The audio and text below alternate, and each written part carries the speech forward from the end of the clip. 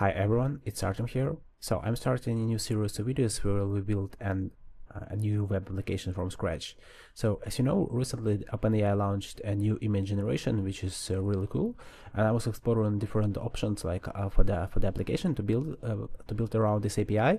And I've built like this thumbnail generation application where you can like select what type of thumbnail you want to generate, and like a style of the thumbnail, and generate basically the thumbnail for your YouTube video. Because me myself, I constantly spending a lot of time generating these thumbnails for all my videos. So yeah, this is like a cool side project that I want to show you.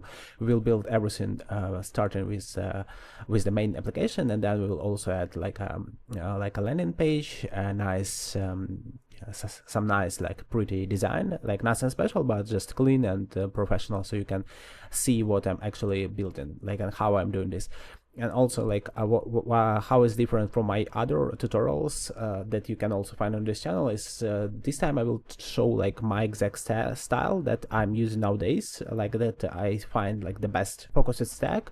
Nothing special, nothing super complex, like a really cool technologies such as Next.js, React Query, Shadcn, and just quickly building a cool application with nice UI. So yeah, let's start. Just before we begin, like I always start with some planning, and I've done this before the video just so you see how like my thought process around this. Like I'm just using like a simple this like whiteboard application, and basically just planning what type of like what routing I have, or what data types I might create, and just high level overview of what we are building. So this time I will have the landing page, but this will be like as last step, because like I don't want to spend much time on like designing. It's better to just have the application ready and then build the landing page. So we will have some authentication. This is as you know, I love Supabase, so we'll use Supabase for this. We will also use Supabase for database for the simplicity. So authentication plus the database all in one. And then the actual application, what we need for this is dashboard or like homepage, whatever. And we need two actions there. We need like to generate a thumbnail from scratch, so you have like some kind of form or something. Also we need to iterate on existing thumbnails. So if we'll go here, we'll go to my dashboard, and here you see we can select the iterations.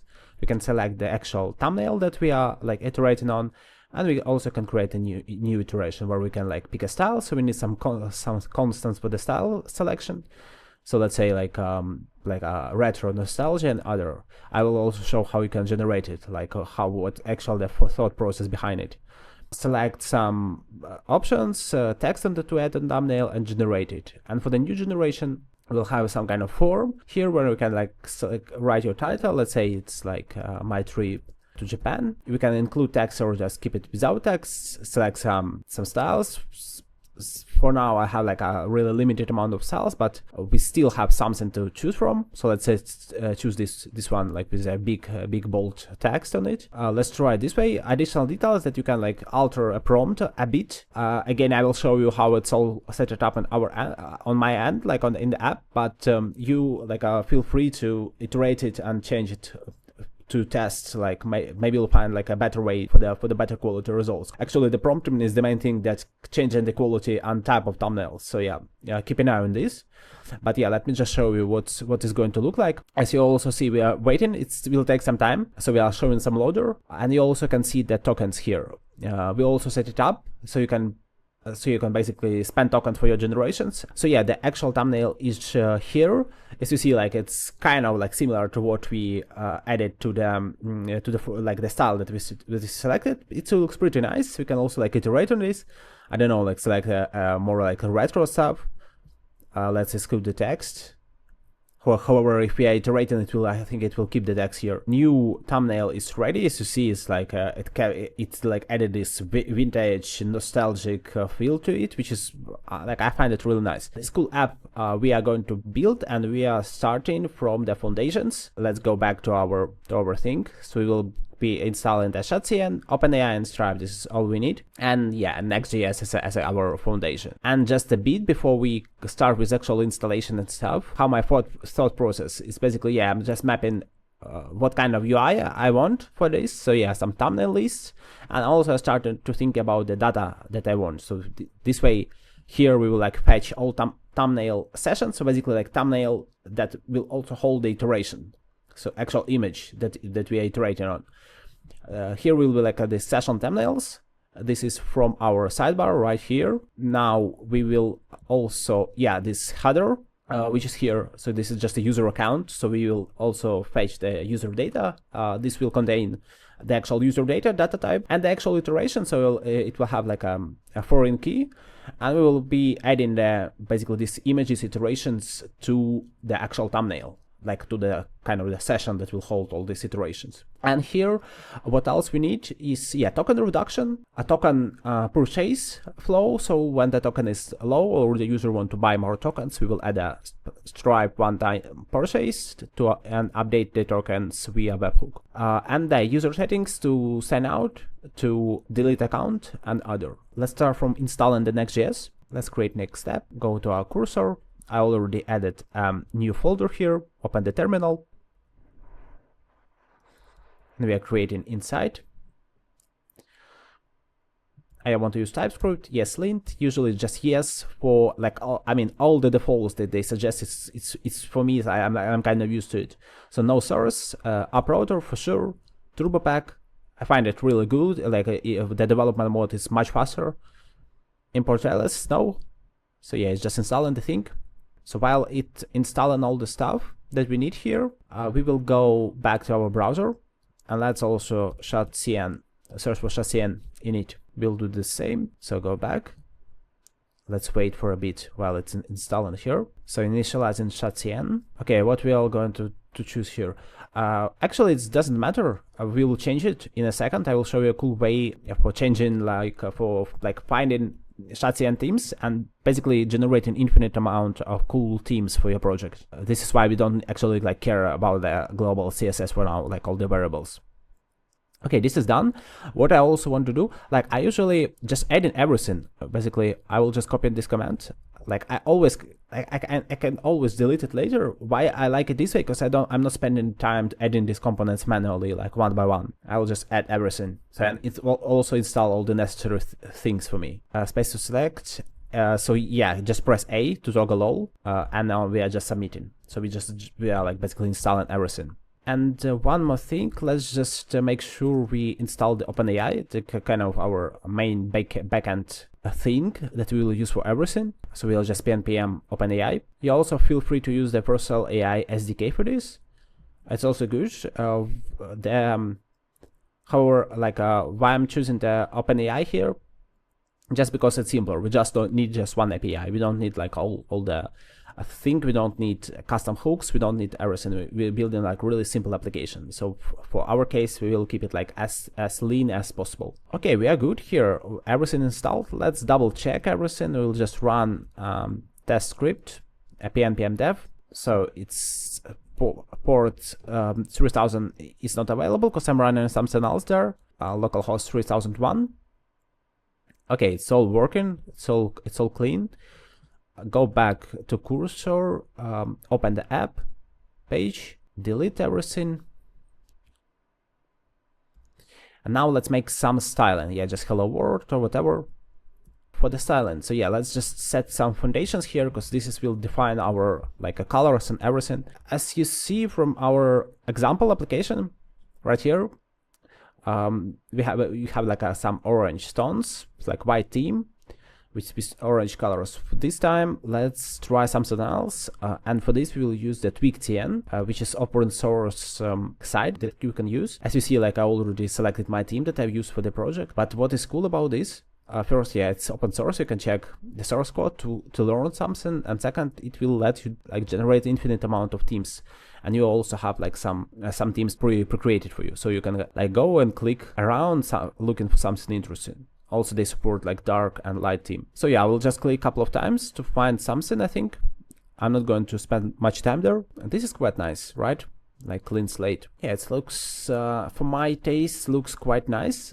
Again, you can spend some time here playing with this. Let's copy the code. So it's good that it just basically provides us with everything to copy, close it, go back, open the globals, just collapse it and paste it. Let's open our port 3001.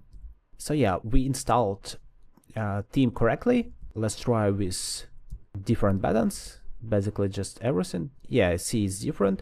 What I want to change quickly is for the buttons. I will just add a font semi-bold. This is quite nice. Next, let's just prepare the database as well. So it's all set in terms of our like installations and the boilerplate code. So to do this, we will go and look for the Supabase Next.js. We go to Web App Demos right here. Scroll a bit down. What we need to install is Supabase JS. This is the first step. Okay, installing Supabase JS. This is the first part. We need some variables as well that we will add in a second. So we'll do the env. We will pass everything right here. Also install the Supabase SSR for the server-side rendering applications. So for Next.js, you definitely need this. And we need to do create a couple of things.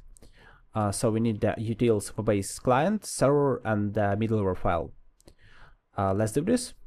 Create inside the lib, add a Supabase folder, client, ts, server, ts, and the middleware ts. Let's paste the code here. This is for the browser client. This is for the server. All the server actions and other. Okay, this is good. Also for the middleware, they suggested this way. We'll just copy it, paste it over here, export it in a nice way. Also create a middleware in this root of your project. This is the actual middleware that will run in Next.js, and just do this way. A couple of cool things that I want you to know about is the Supabase recently launched this Supabase UI library. Basically, this is just the Shadcn components with the Shadcn integration already done for you. So you can just go here and copy paste it from here. And it's also nice to see how they how they done everything. So as you see, you can go and check how they initialize the client, the server in the correct way, and yeah, and everything else. So as we see, they have a middleware. This is the core point. So as you see in the step that we added it based on the demo on their documentation, it's a bit different. Let's double check there how they set up the actual middleware file. Yeah, pretty much the same. So they just update in the session. We do need the Auth. This is the redirect URL that we'll use for when we'll be working on the authentication. The login page, but instead the login page we will have this as a dialog to show to the user, so we don't actually need login.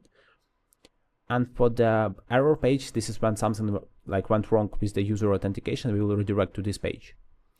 Okay, let's quickly add this so we are kind of prepared for the authentication step and everything. So I'll go back to the app. I will create a new folder, call it Auth. Let's create two folders right now. So as you see, I'm adding two folders, error, Auth. We have the page tsx here, and also here. And here they're using the root, so because this will be used for the API endpoint.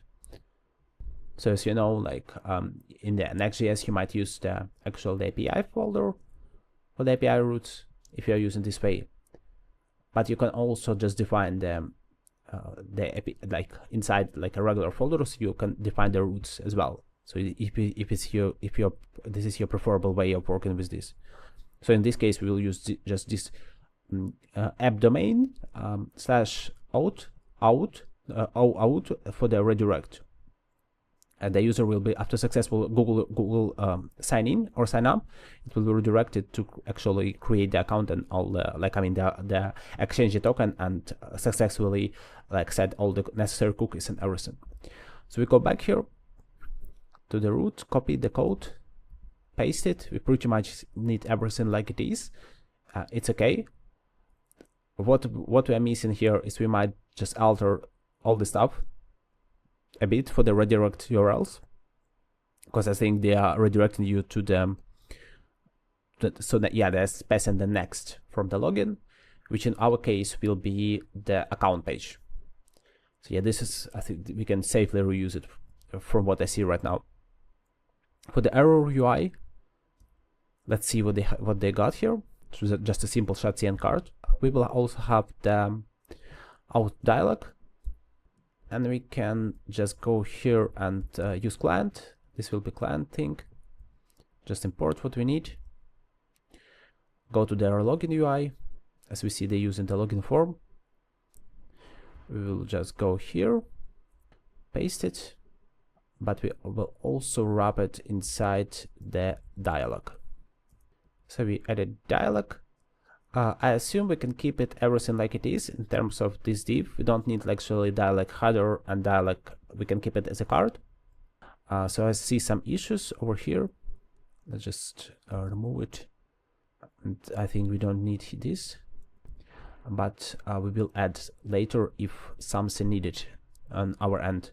So class name props, and I also want to pass, yeah, this Auth dialog, and all the authentication is set up for us pretty much. We will change it to Google authentication later, but the main thing is just to make sure everything is done correctly.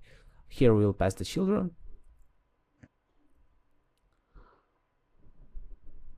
Let's go to the main page, delete everything, and just see how it's all working. And we will wrap it inside Auth dialog right here. So yeah, let's double check everything. So as you see, it's given us the error over here about the creation of them. I suppose this is because we forgot to add the variables. And that's as the last step for this video. Let's add the variables and check that we are showing the dialog, and we will continue in the second part. So to do this, I will go back to my Supabase. I will add additional project. So we're creating the project. Now what we need to do is just go to the project overview, press connect, app frameworks, Next.js, copy it here, go back, and we paste it over here, and let's double check that everything is working. Go back to our page. Let's go. As you see, it's redirecting us to the login page because we are also protecting the root page. But to alter this, let's go back to the cursor. Let's check our middleware, the update session, and double check the rules here. And we'll also add over here, but instead the API will just not start with, but equals right here. And we'll just go here. So we see login, and we see, like as we see now, this is because we are like messing with all the styles over here. Let's quickly fix this. This is to see because we added the dialog and also the card styles there, which is not the best thing. Like messing with everything. To quickly change it, go back to our dialog, and we'll do this in a smart way. We'll just copy and prompt the AI to fix it for us. Okay, just simple prompt. Okay, good. What we are missing right now is just the imports. Quickly click tab everywhere to import everything. Make sure it's, so yeah, see it's not right thing because we need to import the link from them. Next link instead of the icon. This is outdated. I'll replace later. Description, title, and we are set. Go back to the browser, update the page, and we see, yeah, it's much better. We will change it for the Google and also add the magic link, but for now this is pretty much what we need. All good. We'll definitely need to set up the providers because now we will get the error here, as you see, because we need to enable it before. But we will do this in the next video because this video is quite long. So I hope this is a cool start of the series. Leave a like, comment, find the source code in the description if you want to get access to the full deployed application that is already like built. Join our community and look for the resource section. Everything, like all the details, how to join community and all the other information in the description to under this video. Thank you for watching. Leave a like, comment, and I see you in the next video. Bye bye.